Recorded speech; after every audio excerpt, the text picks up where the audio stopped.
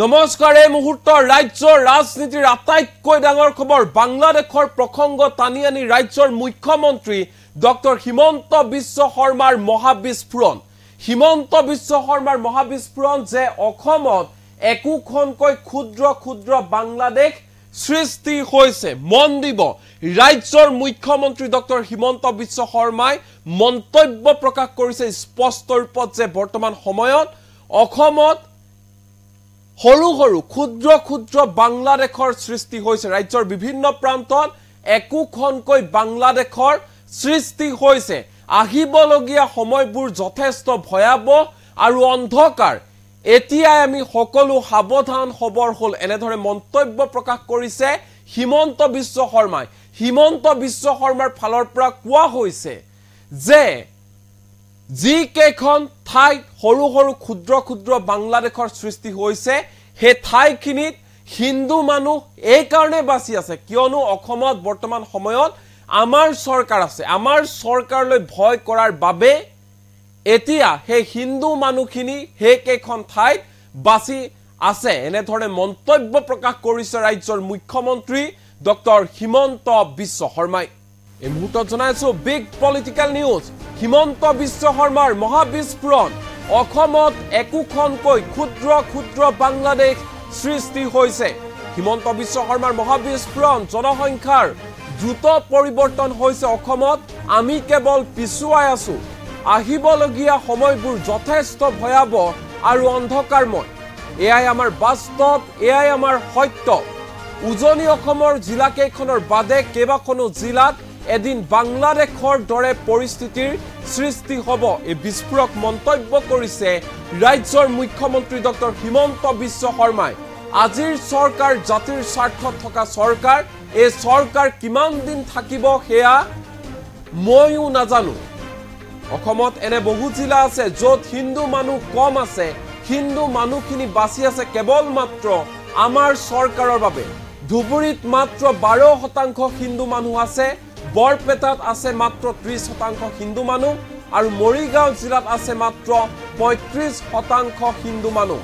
ভৱিষ্যতে উজনি অসমৰ বাৰে কেইবাখনো জিলাত বাংলাদেশৰ দৰে দৃশ্য দেখিবলৈ পোৱা যাব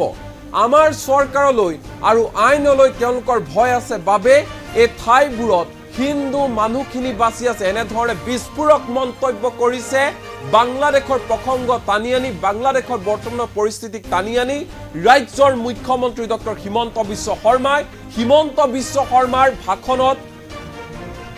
শুনা পোৱা গৈছে এনেধৰণৰ এই বিস্ফোৰক ভাষ্য অসমত একোখনকৈ ক্ষুদ্ৰ বাংলাদেশৰ সৃষ্টি হৈছে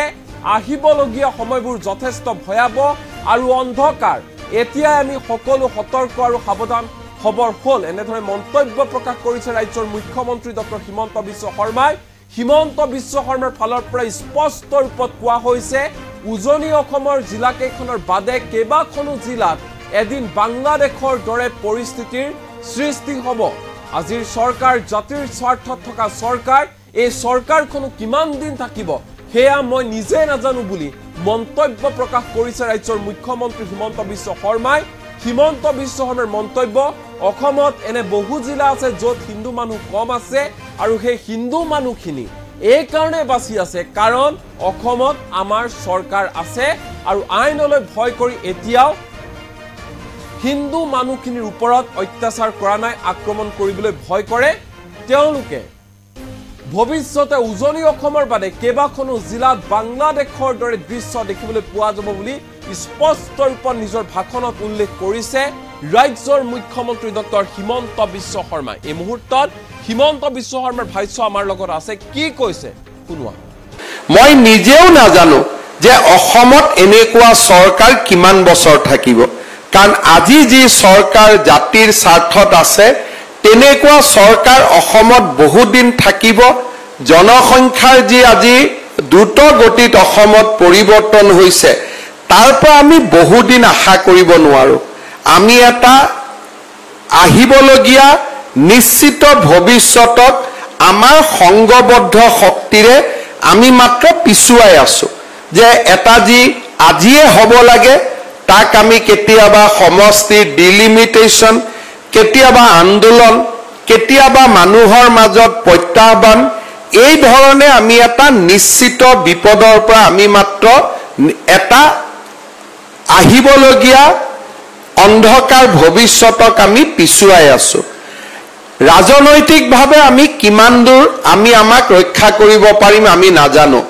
কিন্তু আমাৰ যদি সমাজখন একত্ৰিত হৈ থাকে আমি যদি আমাৰ অনুষ্ঠানসমূহৰ প্ৰতি আমি আমাৰ দায়িত্ব পালন কৰো আৰু মানুহক যদি আমি আমাৰ আহিবলগীয়া প্ৰজন্মটোক আমি মহাপুৰুষ দুগৰাকীৰ আদৰ্শৰে আমি উজ্জীৱিত কৰি ৰাখিব পাৰো তেতিয়া হলে হয়তো আমি অসমীয়া হিচাপে জীয়াই থাকিব পাৰিম আজি আপোনালোকে ওচৰ চুবুৰীয়া বাংলাদেশত দেখিছে য'ত 35% হিন্দু মানুহ আছিল আজি তাত হিন্দু মানুহৰ সংখ্যা 8%ত পৰিণত হৈছে হিন্দুৰ মঠ মন্দিৰ আজি নিৰ্মমভাৱে ভাঙি পেলোৱা হৈছে যদি আমি অসমৰ বৰপেটা ধুবুৰী জিলাত কল্পনা কৰো ধুবুৰী জিলাত আজি আমি 12% হিন্দু মানুহ আছো যেনেকে বাংলাদেশখনত 8% আছো ধুবুৰীত আমি 12% হিন্দু মানুহ আছো বৰপেটা আদি জিলাত 30% আমি হিন্দু মানুহ আছো মৰিগাঁৱত আমি 35% হিন্দু মানুহ আছো অৰ্থাৎ একোখন ক্ষুদ্ৰ বাংলাদেশ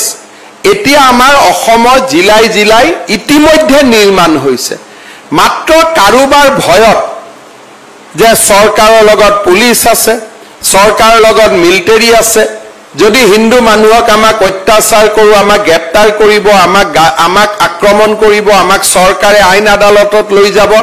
কিবা এটা ভয়ত তেওঁলোক থিয় হৈ আছে যিদিনাখনে সেই ভয়টো ভাঙি যাব সিদিনাখনে আমি আজি যি দৃশ্য বাংলাদেশত দেখিছো সেই দৃশ্য আমি অসমৰ উজনি অসমৰ জিলা কেইখনক বাদ দি আমি সকলোতে দেখা পাম আৰু হেয়া আমাৰ জীৱনৰ বাস্তৱ সত্য আৰু তাক আমি কেনেকৈ প্ৰতিহত কৰিব লাগিব